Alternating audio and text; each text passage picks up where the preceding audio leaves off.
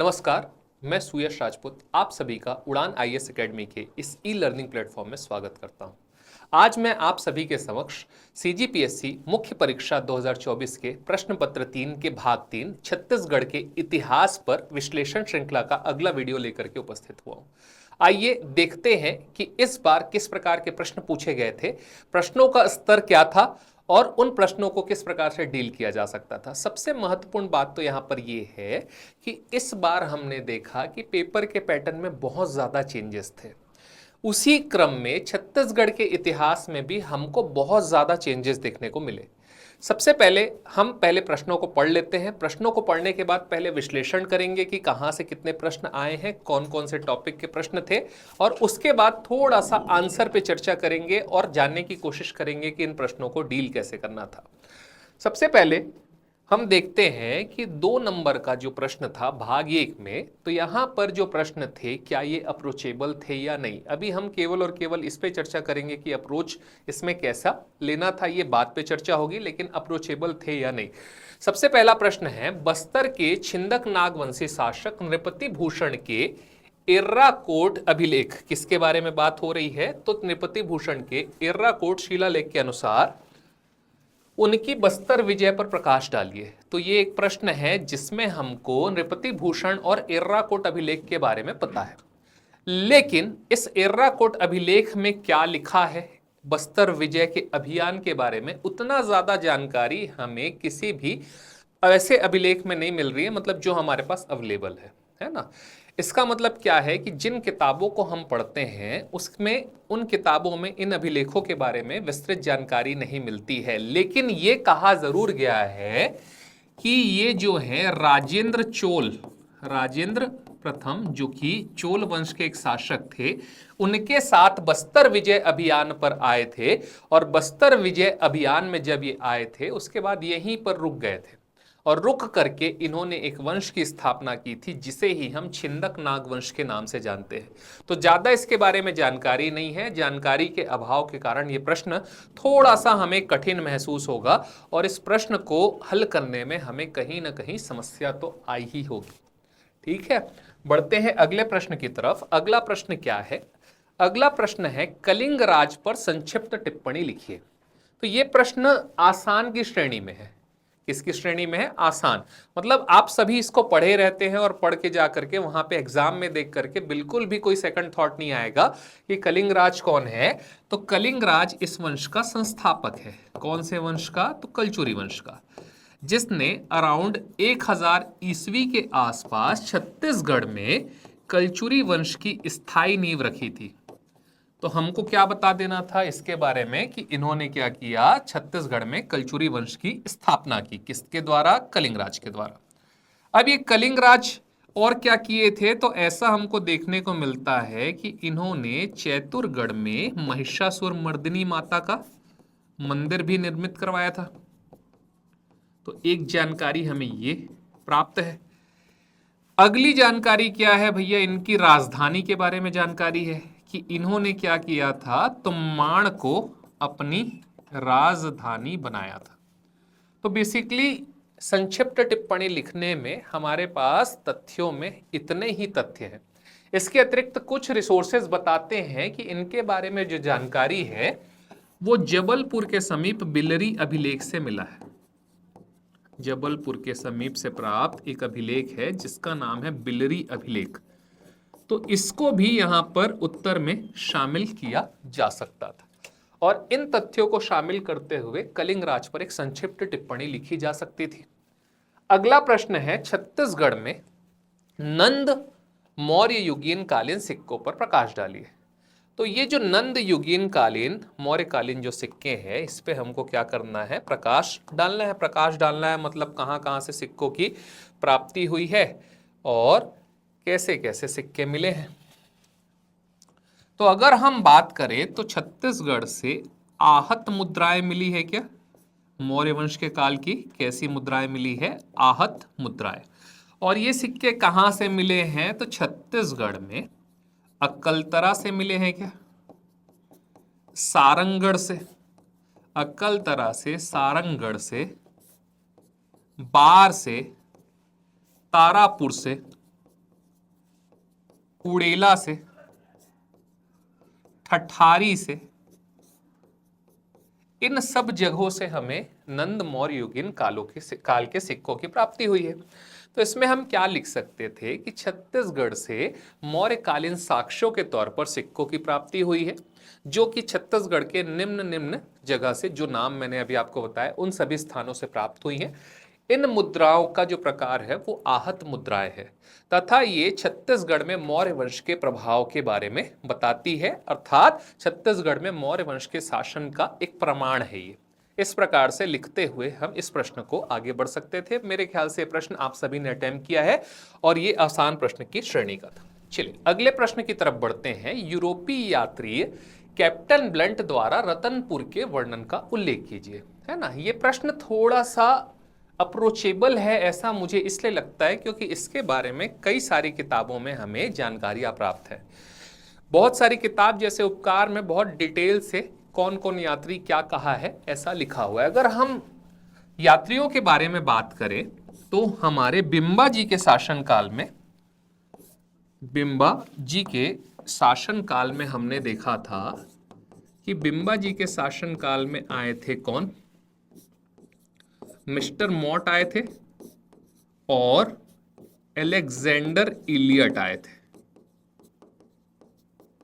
इसके बाद बिंबा जी के बाद आनंदीबाई का जो दौर चला थोड़ा सा समय, आनंदीबाई के समय में मिस्टर लैंकी आए थे।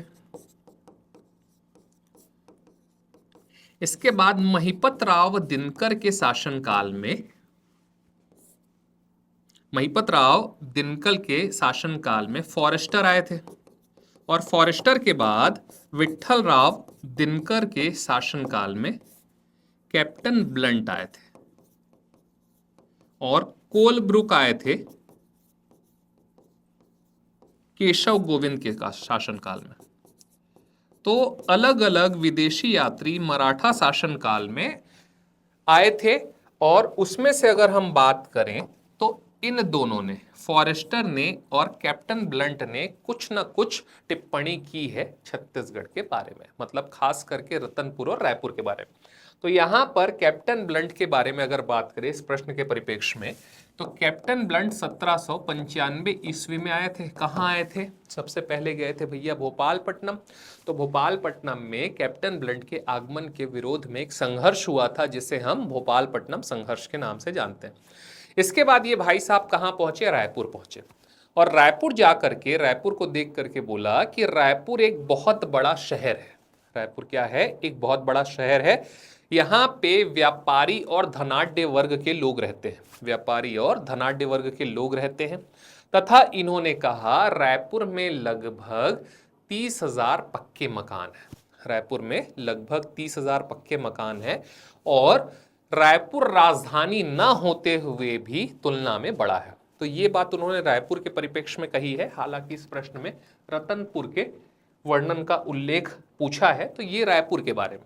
इसके बाद वो पहुंचे कहां पर? रतनपुर। तो रतनपुर के परिप्रेक्ष्य में उन्होंने कहा कि पहाड़ी पार करके मैं रतनपुर पहुंचा हूं, है ना। बहुत आशा लेकर के आया था क्योंकि ये रतनपुर छत्तीसगढ़ की राजधानी और सूबा मुख्यालय है, लेकिन मुझे निराशा प्राप्त हुई क्योंकि यहां पर यह एक उजड़ता हुआ गांव है जहां पर क्या है, तो लगभग 15,000 झोपड़ियां हैं और तो और सूबेदार का मकान भी खपरेल वाला है। ठीक, तो क्या बोला इसको? एक बिखरता हुआ गांव बोला, जबकि रायपुर को क्या बोला था? एक बड़ा सा शहर बोला था जहां पे पक्के मकान है, जो कि राजधानी ना होते हुए भी तुलना में अधिक बड़ा है ना। जबकि रतनपुर को उजड़ता हुआ गांव, केवल झोपड़ियां हैं, सूबेदार का मुख्यालय भी है, उसे निराशा भी हुई। इस प्रकार की बातें उन्होंने कही थी। तो जो दूसरा स्टेटमेंट मैंने रतनपुर के बारे में बताया उसका उल्लेख यहां पर करना था। इसका महत्व क्या है इन दोनों उल्लेखों का? क्योंकि आगे चल के इसी को आधार बना करके एगेन्यू 1818 में रायपुर को राजधानी बनाएगा रतनपुर का त्याग करके।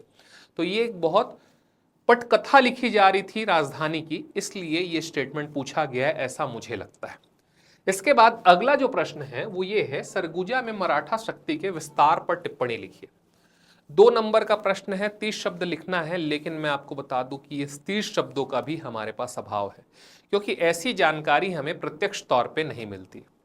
क्यों नहीं मिलती है? क्योंकि आप सभी को पता है कि जो सरगुजा है ना, वो 1905 में छत्तीसगढ़ में शामिल हुआ है ना, जब चांग बखार, सरगुजा, उदयपुर, उसके अलावा कोरिया और जशपुर रियासत छत्तीसगढ़ में शामिल हुए, है ना। तो उसके पहले तो भाई मराठा का शासनकाल खत्म हो चुका है। मराठाओं का शासनकाल प्रत्यक्ष तौर में 1758 से 1854 तक रहा, लगभग 96 साल का इनका शासनकाल रहा। तो जानकारियों का अभाव है, लेकिन अगर थोड़ी बहुत जानकारियां हमें मिलती है तो वो ये मिलती है कि बिम्बा जी के शासनकाल में सरगुजा रियासत के एक राजा थे शिवराज सिंह। क्या नाम रहेगा? शिवराज सिंह। इस शिवराज सिंह को इन्होंने पराजित किया था। क्यों? अपनी सत्ता का विस्तार करने के लिए, अपने प्रभुता का विस्तार करने के लिए बिम्बा जी ने सरगुजा के राजा शिवराज सिंह को पराजित किया था, और पराजित करके इनसे टकोली लेना प्रारंभ कर दिया था। तो एक जानकारी तो हमें ये मिलती है जिसको हम यहां पर लिख सकते हैं। दूसरी जानकारी हमें केशव गोविंद के शासनकाल में मिलती है। केशव गोविंद के शासनकाल में, केशव गोविंद के शासनकाल में सरगुजा और उदयपुर रियासत के बीच मतभेद चल रहा था। क्या चल रहा था? उदयपुर और सरगुजा रियासत के बीच मतभेद, जिसे बीकाजी गोपाल के समय में मध्यस्थता की गई। क्या की गई? मध्यस्थता की गई थी। तो इस प्रकार हम ये कह सकते हैं कि मराठा काल में अलग अलग समय में सरगुजा पर थोड़ा थोड़ा प्रभाव स्थापित करने की कोशिश की गई, और उसी क्रम में बिम्बा जी ने सरगुजा पर आक्रमण करके वहां से टकुली लेना चालू किया था, और केशव गोविंद के और बीकाजी गोपाल के समय में भी कुछ चीजें हुई थी। लेकिन मैं भरोसे के साथ कह सकता हूं कि हमें इसके बारे में जानकारी नहीं रहती है, और ये प्रश्न थोड़ा सा नॉन अप्रोचेबल था, कठिन स्तर का था। तो 2 नंबर में भी इसको लिखना थोड़ा सा संभव नहीं हो पा रहा होगा एग्जाम हॉल में। तो इस प्रश्न को छोड़ना या इसमें कुछ भी जो भी रेलिवेंट हमको समझ में आता है वो लिख देना ज्यादा उचित रहा होगा। अगला प्रश्न है, सन 1923 के झंडा सत्याग्रह में रायपुर जिले की भूमिका पर संक्षिप्त टिप्पणी करिए। अगेन ये एक ऐसा प्रश्न है जिसके बारे में हमको कोई जानकारी नहीं मिलती। ये भी कठिन प्रश्न की श्रेणी में आएगा। क्यों? क्योंकि झंडा सत्याग्रह जो हम पढ़ते हैं तो उसमें हम जबलपुर के बारे में पढ़ते हैं, नागपुर के बारे में पढ़ते हैं और बिलासपुर के बारे में पढ़ते हैं। इसके अतिरिक्त और अगर डीप में जाके पढ़ते हैं तो धमतरी के बारे में जाके पढ़ते हैं। लेकिन यहां पर हमको रायपुर जिले के संबंध में कोई जानकारी नहीं मिलती। अगर हम इसको लिखना चाहें 2 नंबर में तो हमको इसमें थोड़ा सा अपने बौद्धिक स्वतंत्रता का प्रयोग करके लिखना पड़ेगा, और बौद्धिक स्वतंत्रता का प्रयोग करते हुए रायपुर जिले की भूमिका बतानी पड़ेगी कि रायपुर जिला भी झंडा सत्याग्रह में एक्टिव भूमिका में था। यहाँ के लोगों के द्वारा भी झंडा सत्याग्रह क्या था? तो बेसिकली झंडा सत्याग्रह क्या था एक बार पहले उसको समझते हैं। तो झंडा सत्याग्रह, जितने भी यूनियन जैक, मतलब अंग्रेजों का जो झंडा होता था, यूनियन जैक के स्थान पे भारतीय तिरंगा फहराने की एक व्यवस्था की गई, क्योंकि उस समय तक तिरंगा अस्तित्व में आ चुका था। उस तिरंगे का सम्मान बढ़ाने के लिए और अपने तिरंगे को व्यापक तौर पे प्रचार प्रसार करने व लोगों को तिरंगा से कनेक्ट करने के लिए झंडा सत्याग्रह का आयोजन किया गया। इसके तहत जितने भी प्रतिबंधित क्षेत्र थे, अर्थात शासकीय स्थान थे जहां पर यूनियन जैक झंडा फहरा करता था, वहां पर जाकर के उस झंडे को उतार करके जो हमारा तिरंगा है उसको फहराया जाता था। तो इसी चीज को कनेक्ट करते हुए हमको रायपुर के बारे में लिखना है कि रायपुर में भी झंडा सत्याग्रह में रायपुर जिले ने भी झंडा सत्याग्रह में उत्कृष्ट योगदान दिया। इस झंडा सत्याग्रह में छत्तीसगढ़ के क्रांतिकारियों ने उत्कृष्ट भूमिका निभाई और अलग अलग शासकीय भवनों में जा करके तिरंगा झंडा फहराया। इसके अतिरिक्त नागपुर में जो केंद्रीय आंदोलन चल रहा था, वहां पर भी छत्तीसगढ़ के रायपुर के लोग शामिल होने के लिए जाना चाहते थे, लेकिन अंग्रेजों ने उनको जाने से रोक दिया और उनको पकड़ करके जंगल में छोड़ दिया जाता था। लेकिन ये पैदल पैदल कहां पहुंच गए? नागपुर। तो इस घटना को, जो कि एक्चुअली में रायपुर जिले से कनेक्ट कनेक्टेड तो नहीं है, लेकिन पूरे झंडा सत्याग्रह के परिदृश्य में सही बातें हैं, उसको यहां पर हम लिख सकते थे। शायद आपने लिखा भी होगा। तो ये प्रश्न थोड़ा सा कठिन है। क्यों कठिन है? क्योंकि हमको रायपुर जिले के बारे में झंडा सत्याग्रह के परिप्रेक्ष्य में जानकारी का अभाव देखने को मिलता है। अगला प्रश्न है 1920 के कंडेल नहर सत्याग्रह के कारण के बारे में। तो बिल्कुल ये इजी प्रश्न है। शायद अगर आप सीजीपीएससी मेंस की तैयारी किए हैं या कर रहे हैं या आगे करने वाले हैं, तो मैं उम्मीद करता हूं ये प्रश्न तो आप टच करके ही आएंगे। तो इसके बारे में मैं बिल्कुल भी कोई चर्चा नहीं कर रहा हूं, क्योंकि हम सभी को पता है कि कंडेल नहर सत्याग्रह क्यों हुआ था, कब हुआ था, कौन आए थे इसके परिप्रेक्ष्य में, किसने किसने इस सत्याग्रह में योगदान निभाया था और इसके नेतृत्वकर्ता कौन थे, ये सब हमें पता है। तो इस प्रश्न को मैं स्किप कर रहा हूं। अगला प्रश्न है 1939 में बद्राटोला जंगल सत्याग्रह पर संक्षिप्त टिप्पणी लिखी। तो ये प्रश्न भी आसान प्रश्न की श्रेणी में आएगा, क्योंकि हम सभी इस प्रश्न को तैयार करके जाते हैं और 1939 में हुआ बद्राटोला जंगल सत्याग्रह हम सभी पढ़ के जा रहे थे, तो वहां पर शायद इसको लिखना आसान होगा, क्योंकि इसमें संक्षिप्त टिप्पणी की बात की गई है। तो क्या क्या हुआ है उसको अपने को क्रमबद्ध बताना है। तो एक्चुअली में 1937 में हुआ क्या था? 1937 में ठाकुर प्यारेलाल सिंह के नेतृत्व में तृतीय मिल मजदूर आंदोलन सफल हुआ था, जिससे आपके बद्राटोला, जो कि राजनांदगांव रियासत में है, राजनांदगांव रियासत के अंदर बद्राटोला जो है, वहां पर स्टेट कांग्रेस की स्थापना हुई, खास करके राजनांदगांव स्टेट कांग्रेस की, जिसकी स्थापना का श्रेय मिस्टर रुईकर को जाता है। आगे चल के जब आंदोलन बढ़ रहा था और कांग्रेस की स्थापना करने के कारण मिस्टर रुईकर को क्या कर लिया गया? जेल में डाल दिया गया था। तो इस क्षेत्र के लोगों ने, जो स्टेट कांग्रेस के लोग, उन्होंने फैसला किया कि हम यहां पर एक जंगल सत्याग्रह का आयोजन करेंगे और जंगल सत्याग्रह करके जंगल कानूनों का उल्लंघन करेंगे। उसी क्रम में रामादीन गौड़ जब जंगल कानून का उल्लंघन कर रहे थे, तो वहां पर गोली चालन में उनकी मृत्यु हो गई। तो हमें इन सब तथ्यों को लिखना था और ये शायद थोड़ा सा इजी क्वेश्चन की श्रेणी में आना चाहिए। इसके बाद आगे बढ़ते हैं और अगले प्रश्न की दिशा में बढ़ते हैं, जहां पर 4 अंकों के प्रश्न आ गए हैं, जिसमें हमें लगभग 60 शब्दों में अपने उत्तर को लिखना होता है। भाग 2 का ये पहला प्रश्न है, जिसमें पूछा है कि मौखिक परंपरा पर आधारित रामायण कालीन तुरतुरिया के महत्व का निरूपण कीजिए। रामायण कालीन तुरतुरिया का महत्व बताना है। इतिहास में पूछा है तो मोस्टली ऐतिहासिक महत्व के बारे में बात कर रहा है। तो अगर हम बात करें मौखिक परंपरा के आधार पे, तो हम सभी जानते हैं कि सीता माता का जो शरण दिया गया था महर्षि वाल्मीकि ऋषि के द्वारा, वो यहीं पर दिया गया था। तो हमको सबसे पहला महत्व क्या बताना है कि यहाँ पर महर्षि वाल्मीकि ऋषि का आश्रम है। क्या है? महर्षि वाल्मीकि ऋषि का आश्रम। दूसरी बात हम बताएंगे कि सीता माता को महर्षि वाल्मीकि ने गृह त्याग के बाद शरण दिया था, तो ये भी उसका एक महत्व है। तीसरा महत्व हमको क्या बताना है इस जगह का कि यहाँ पर लव और कुश का जन्म हुआ था। तो लव और कुश की जन्म स्थली है तुरतुरिया। ये सारे के सारे कैसे महत्व हो गए? ऐतिहासिक महत्व हो गए। इसके अतिरिक्त अगर हम सांस्कृतिक महत्व की बात करें या ऐतिहासिक महत्व की और बात करें, तो यहाँ पर जो गौतम बुद्ध थे अर्थात बौद्ध धर्म, उसमें छत्तीसगढ़ में एकमात्र, अर्थात पूरे भारत की भी अगर बात करें तो भिक्षुणी विहार, भिक्षुणियों का विहार केवल और केवल कहाँ पर है? तो हमारे तुरतुरिया में ही है। तो वो भी क्या है? एक प्रकार का महत्व है। इसके अलावा अगर मौखिक परंपरा शब्द को हम ले, तो मौखिक परंपरा की बात करें तो इस स्थान में बालूकिनी पर्वत से ऊपर से एक जल धारा नीचे गिरती है और तुर तुर की आवाज करती है। तो तुर तुर की आवाज की उत्पत्ति के कारण इस स्थान को तुरतुरिया के नाम से जाना जाता है।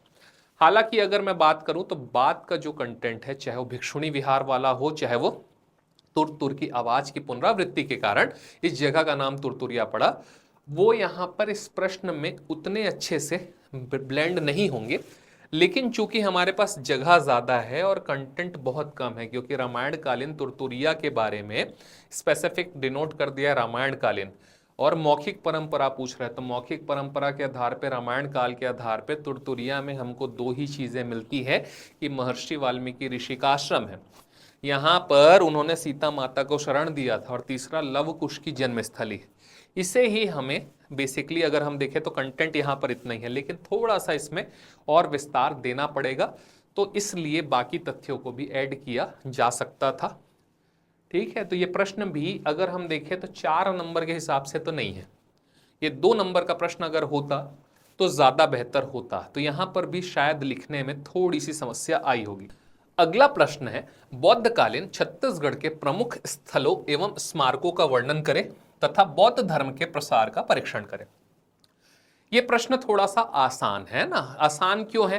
क्योंकि हम सभी बौद्धकालीन प्रमुख स्थलों के बारे में जानते ही हैं। सिरपुर में बहुत सारे विहार है, चाहे हम स्वास्तिक विहार की बात करें, चाहे आनंद प्रभु कुटी विहार की बात करें, चाहे तिवरदेव विहार की बात करें, जहां पर हम ये देखते हैं कि विष्णु शर्मा का पंचतंत्र को यहाँ पर उकेरा गया है। तो सारी की सारी चीजें जो कि बौद्ध धर्म से संबंधित है, स्मारक हो चाहे स्थल हो, उसके बारे में हमको पता ही है। अगर हम बात करें भोंगापाल की, चाहे सिरपुर की बात कर लें, चाहे तुरतुरिया की बात करें, ये सारे के सारे स्थल बौद्धकालीन है, तो हमें उनके बारे में ही डिटेल में वर्णन देना था। तो ये 4 नंबर के हिसाब से शायद अच्छा क्वेश्चन है, यहां पर ये प्रश्न बनने चाहिए थे। यहां पर प्रसार का परीक्षण करें तो एज इट इज अपन जानते हैं कि गौतम बुद्ध यहां पर आए थे, है ना। तो गौतम बुद्ध के आने के कारण इस क्षेत्र में बौद्ध धर्म का व्यापक प्रचार प्रसार हुआ, और उसी कारण बाद में उनके अनुयायी आनंद प्रभु आए, और कौन आया? नागार्जुन आए। इसीलिए हम देखते हैं कि आनंद प्रभु कुटी विहार और आनंद प्रभु कुटी विहार और नागार्जुन के लिए 5 मंजिला संघाराम की स्थापना की गई। तो हमें इन दोनों को बनाते हुए इस प्रश्न को लिखना था, और बहुत अच्छे से इस प्रश्न को लिखा जा सकता था। तो मेरे हिसाब से आप सभी इसमें अच्छा अंक पाएंगे। अगला प्रश्न है, छत्तीसगढ़ में ब्रिटिश कालीन राजस्व व्यवस्था की व्याख्या करें। क्या करना है? Revenue system of Chhattisgarh during British period. तो इसमें हमको क्या बताना है कि ब्रिटिश काल में राजस्व वसूली हेतु 3 प्रकार की व्यवस्था थी, है ना। व्यवस्था कितने प्रकार की थी? 3। एक जमींदारी व्यवस्था थी क्या? एक खालसा भूमि की व्यवस्था थी क्या? और एक ताहुतदारी भूमि की व्यवस्था थी क्या? तो खालसा भूमि, जमींदारी भूमि और ताहुतदारी भूमि, ये 3 प्रकार की भूमियां थी, है ना। इसके अतिरिक्त हमको क्या बताना है? 4 प्रकार के कर थे। 4 प्रकार के कर, जैसे भू राजस्व कर, सबसे बड़ा साधन था क्या? भू राजस्व कर। इसके अलावा सायर था क्या? मतलब आयात निर्यात कर। आबकारी कर थी क्या? जिसे हम मराठा काल में कलाली के नाम से जानते थे। और आपका पंडरी था क्या? जो कि गैर कृषक वर्ग से लिया जाने वाला कर था। तो बेसिकली हमको राजस्व व्यवस्था में यही बताना है कि छत्तीसगढ़ में राजस्व भूमि को 3 भागों में बांटा गया था। एक जमींदारी भूमि, एक खालसा भूमि, एक ताहुतदारी भूमि, जिसके माध्यम से आय का सृजन होता था। कर के कलेक्शन के कुल 4 प्रकार थे। 4 प्रकार के करों को यहाँ पर वर्गीकृत किया गया था, जिसमें से एक कर भू राजस्व कर कहलाता था, दूसरा सायर, तीसरा आबकारी या कलाली, और चौथा पंडरी। तो बेसिकली हमें इसके बारे में विस्तार से चर्चा करनी थी। क्या होता है ताहुतदारी, कौन कौन थे उसको लिख देते, खालसा भूमि क्या होती है और जमींदारी भूमि क्या होती है, इसके बारे में भी अगर हम लिख देते तो ये प्रश्न आसानी से क्या हो जाता? लिखाया जाता। छत्तीसगढ़ में होम रूल लीग की स्थापना पर प्रकाश डालिए। अगेन ये एक ऐसा टॉपिक है जो कि बहुत आसान है, मतलब हम छोड़ते ही नहीं है, होम रूल लीग को पढ़ के ही जाते हैं। तो इसमें मैं कोई भी चर्चा नहीं कर रहा हूं, क्योंकि बेसिकली हमारे यहाँ पे होम रूल लीग कैसे कैसे स्थापित हुआ, 1916 में क्या हुआ, 1918 में क्या हुआ, ठीक है, हमारे बाल गंगाधर तिलक कब आए, कैसे आए, क्या क्या यहाँ पर आंदोलन प्रगति कैसे किया और आंदोलन समाप्त कैसे हो गया, उन सब के बारे में हमको हल्की सी यहाँ पर चर्चा करनी थी। तो 4 नंबर का ये प्रश्न ऐसा था कि ये बनने लायक था, ऐसा नहीं है कि इसमें कोई पेच है, बहुत इजीली इसको अप्रोच कर सकते थे।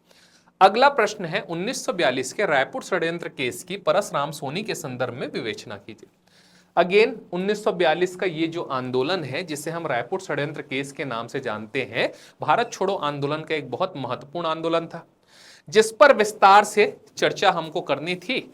और इसमें अगेन मुझे आपको कुछ बताने की जरूरत नहीं है, क्योंकि परसराम सोनी ने क्या किया था, सीपी मेडिकल्स की क्या भूमिका है, यहाँ पर राजकुमार कॉलेज के प्रिंसिपल मिस्टर पियर्स की क्या भूमिका है, परसराम सोनी और उनके सहयोगियों को कैसे गिरफ्तार किया गया, किसके मुखबिरी पर गिरफ्तार किया गया, ये आप सभी जानते हैं। और यहां पर हमको क्या बोला था, डिस्कस करने बोला था, तो हमको इस सभी को डिस्कस करके आना था। तो इसमें मैं कोई चर्चा नहीं कर रहा हूं क्योंकि ये एक अप्रोचेबल क्वेश्चन था। ठीक, इसके बाद आगे बढ़ते हैं, भाग 3, 8 अंक के प्रश्न यहां पर। तो रतनपुर के कलचुरी शासक पृथ्वीदेव द्वितीय की सैन्य उपलब्धियों पर प्रकाश डालिए। ये प्रश्न बहुत ज्यादा कठिन है। अगर हम देखें, एक चीज तो ये है कि हमको ये पता है कि भाई पृथ्वीदेव द्वितीय जो है, इसके शासनकाल में सर्वाधिक साम्राज्य था। ठीक है, तो अगर साम्राज्यिक साम्राज्य था, इसका मतलब क्या है कि सैन्य अभियान भी किए होंगे।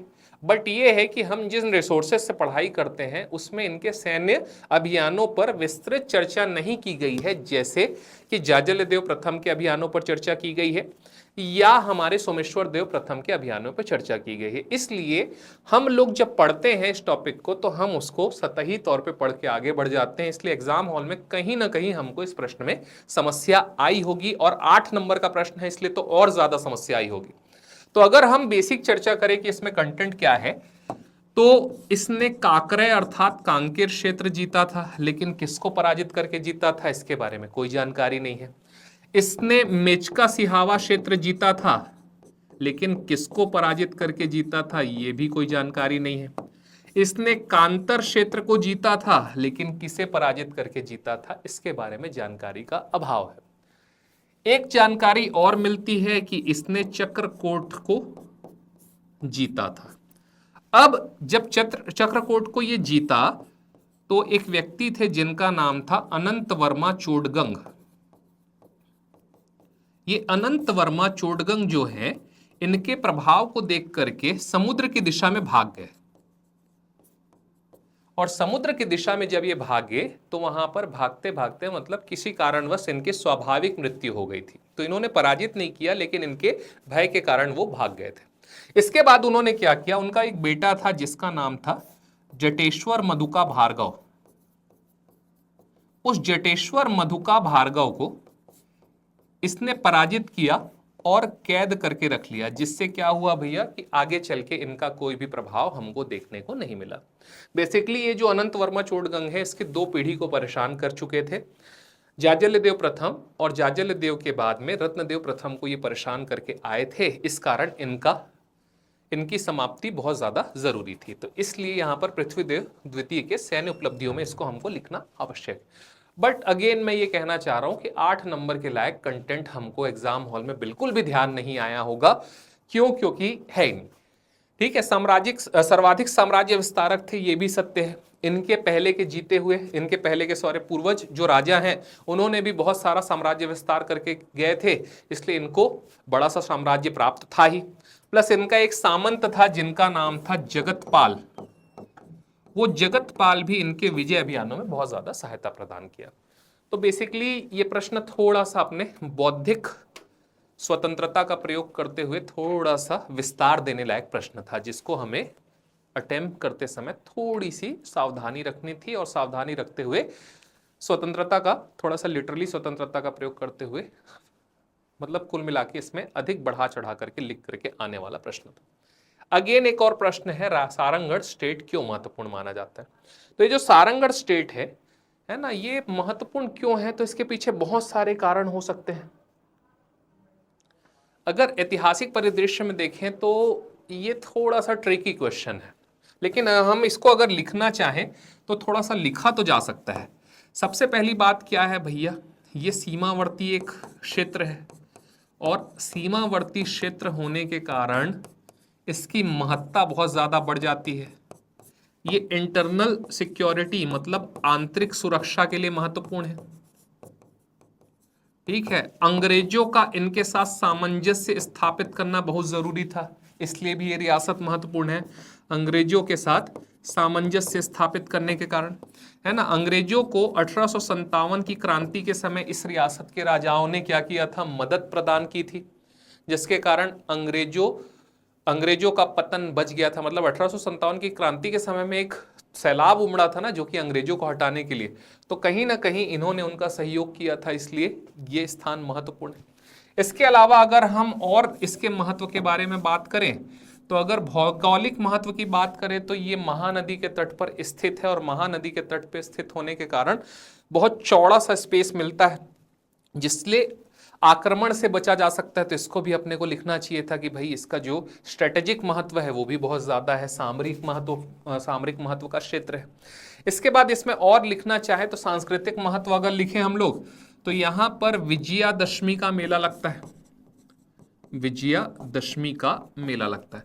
अब अगर आप इस विजयादशमी मेला से रिलेट कर पा रहे होंगे तो इसका महत्व क्या है कि इसी रियासत से टूट करके शक्ति का सृजन हुआ है। क्या किसका सृजन हुआ है? शक्ति।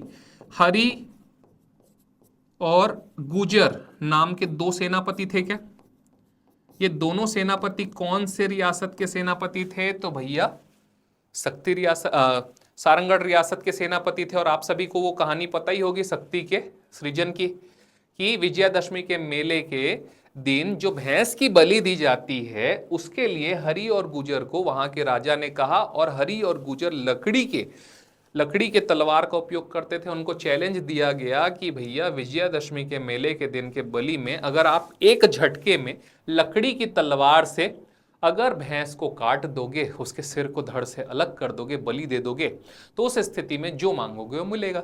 और ऐसा ही हुआ। इन्होंने विजयादशमी के दिन लकड़ी की तलवार से एक ही झटके में किसको मार दिया? भैंस का सिरोच्छेदन कर दिया। जिसलिए इनसे कहा गया कि भैया क्या चाहिए? तो इन्होंने क्या कहा कि सुबह से लेकर शाम तक की जितनी भूमि हम पैदल तय करेंगे उतनी भूमि हमें दे दीजिएगा। तो उसी के बाद क्या हुआ? सुबह से शाम तक जितनी भूमि उन्होंने तय किया उतने क्षेत्रफल इनको प्राप्त हुआ, और उसी क्षेत्रफल का नाम, उसी रियासत का नाम क्या पड़ा? शक्ति रियासत पड़ा।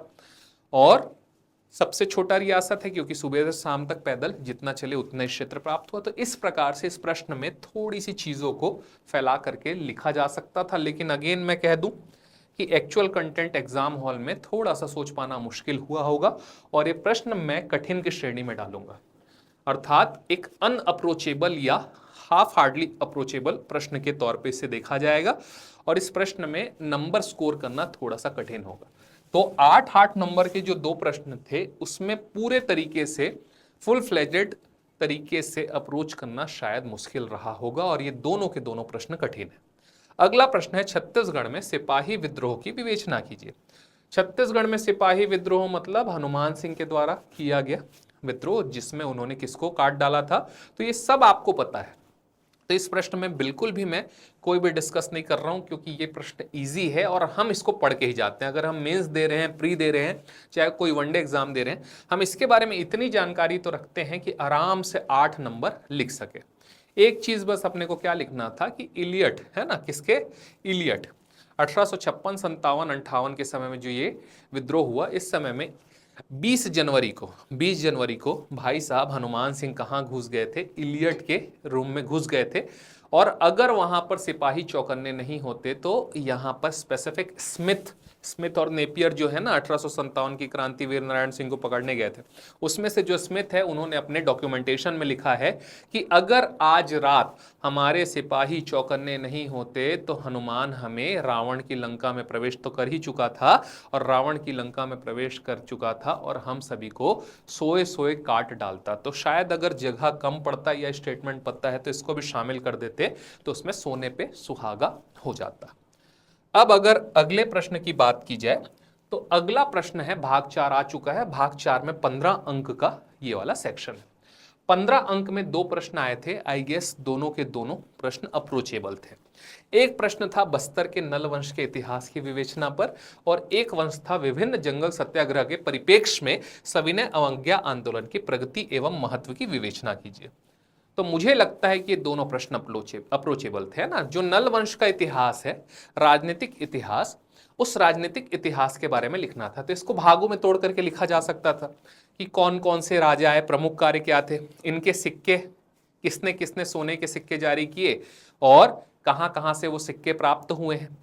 इसके अतिरिक्त इनके अभिलेखों के बारे में चर्चा की जा सकती थी कि कौन कौन से अभिलेख इनके प्राप्त हुए हैं। तो ये प्रश्न थोड़ा सा अप्रोचेबल था और सीधा सीधा प्रश्न था, सीधा हमको इनके इतिहास के बारे में बताना था। तो यहां पर भी मैं आपसे कोई एक्स्ट्रा चर्चा नहीं कर रहा हूं, क्योंकि ये प्रश्न आप बहुत अच्छे से लिख करके आए होंगे। अगला प्रश्न है, विभिन्न जंगल सत्याग्रह के आलोक में छत्तीसगढ़ में हुए सविनय अवज्ञा आंदोलन की प्रगति एवं महत्व की विवेचना कीजिए। तो बेसिकली यहां पर 3 प्रश्न है। एक है जंगल सत्याग्रह को बताइए, दूसरा प्रश्न है सविनय अवज्ञा आंदोलन की प्रगति में उनका क्या योगदान था, और इन जंगल सत्याग्रह के महत्व के बारे में बताइए। तो इन 3 प्रश्नों को हमको क्या करना था, डील करना। तो हम इसकी शुरुआत सविनय अवज्ञा आंदोलन के बैकग्राउंड से कर सकते थे कि सविनय अवज्ञा आंदोलन चालू क्यों हुआ। तो सविनय अवज्ञा आंदोलन जिसलिए चालू हुआ, फिर इसके बारे में हम बताते कि दांडी यात्रा करके नमक कानून का उल्लंघन करके सविनय अवज्ञा आंदोलन की शुरुआत की गई। लेकिन छत्तीसगढ़ समुद्र के निकट ना होने के कारण यहाँ पर नमक बनाना असंभव था, इसलिए छत्तीसगढ़ एक वन प्रधान राज्य होने के कारण छत्तीसगढ़ में जंगल सत्याग्रह पर फोकस किया गया और जंगल कानूनों के उल्लंघन करते हुए अनेक सारे छत्तीसगढ़ में जंगल सत्याग्रह हुए, जिसमें से प्रमुख जंगल सत्याग्रह निम्न थे। तो हमें गट्टा, सिल्ली, रुद्री, नवागांव और 2-4 जंगल सत्याग्रह, तमूरा हो गया, जिसमें मुख्य घटनाएं हुई हैं, उसको हमको बताना था। और उसके बाद हमें क्या करना था भैया, आंदोलन की प्रगति।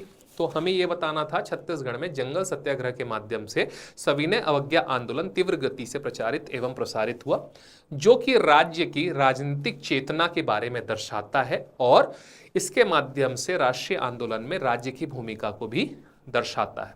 इसके बाद हमको महत्व बताना था। तो भाई किसका, जंगल सत्याग्रह का क्या महत्व है। जंगल सत्याग्रह राजनीतिक चेतना के बारे में बताता है, राजनीतिक जागृति के बारे में बताता है और राष्ट्रीय आंदोलन में छत्तीसगढ़ की भूमिका का निर्वहन करता है, ये इसका महत्व है। जंगल सत्याग्रह के माध्यम से समूची जनता एक साथ सामाजिक समरसता का प्रदर्शन करते हुए आगे बढ़ी।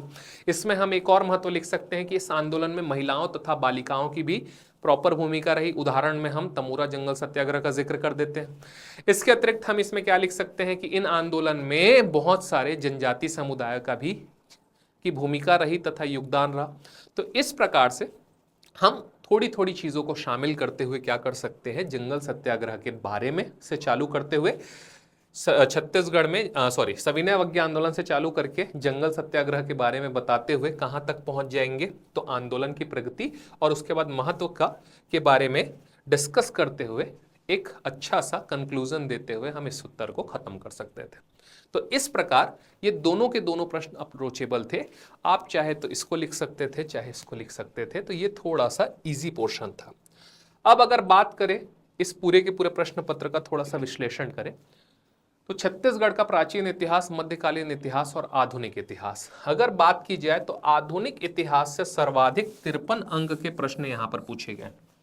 कितने प्रश्न पूछे गए हैं, तो 53 अंकों के यहां पर प्रश्न सर्वाधिक आधुनिक इतिहास से पूछे गए हैं, जबकि मध्यकालीन छत्तीसगढ़ के इतिहास से 12 अंक और प्राचीन छत्तीसगढ़ के इतिहास से 25 अंकों के प्रश्न यहां पर पूछे गए।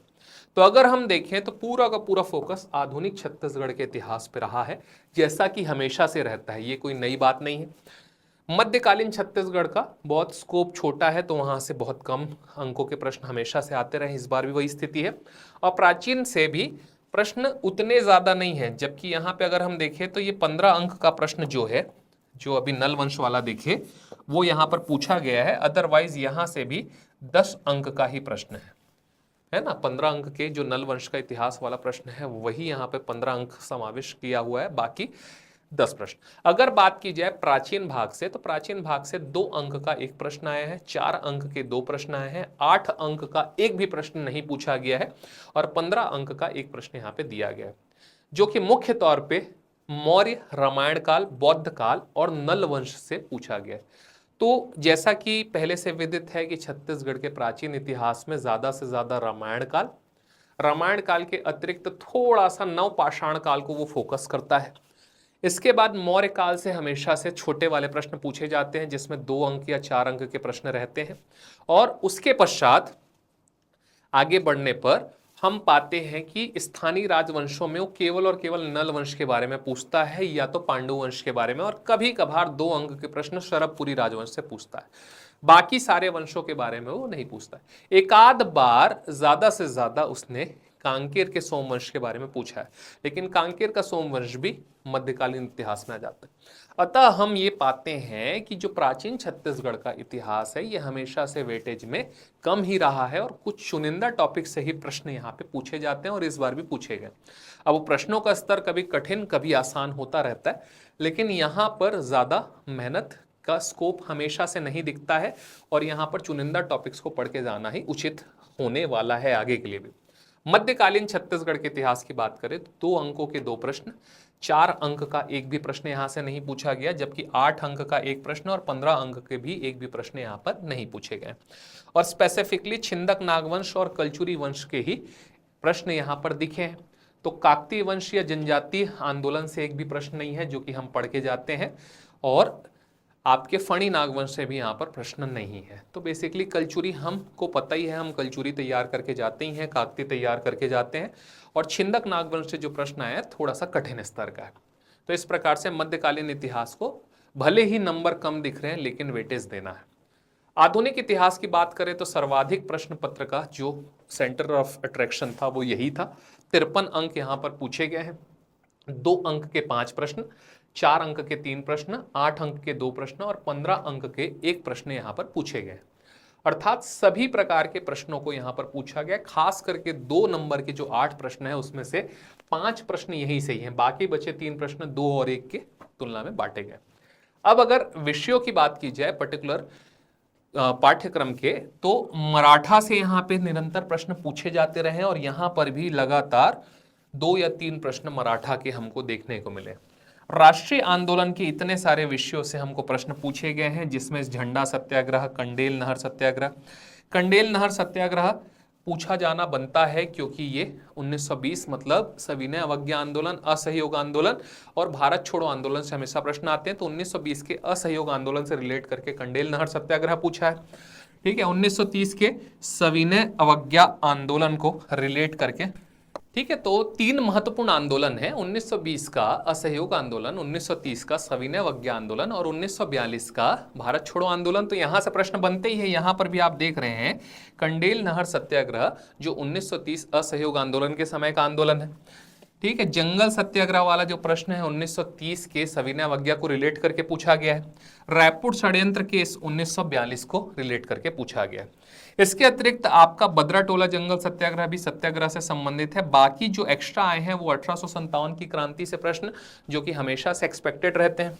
ब्रिटिश कालीन, मराठा कालीन और कलचुरी कालीन राजस्व से प्रश्न हमेशा एक्सपेक्टेड रहते हैं, यहाँ पर भी वो प्रश्न आए। तो अतः यह कहा जा सकता है कि हम जो एक्सपेक्ट करते हैं वैसा पेपर तो था, लेकिन जो प्रश्नों की प्रकृति थी थोड़ी सी कठिन प्रकृति की थी। मतलब वहाँ एग्जाम हॉल में इसको बड़ी ही निपुणता के साथ और बड़ी ही सूझबूझ के साथ लिखना ज़रूरी था, क्योंकि यहाँ पर हमारे पास तथ्यों का अभाव देखने को मिलता।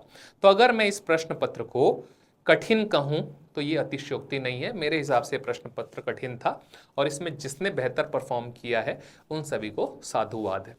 तो आप सभी का बहुत बहुत धन्यवाद। मिलते हैं अगले वीडियो में, तब तक के लिए थैंक यू।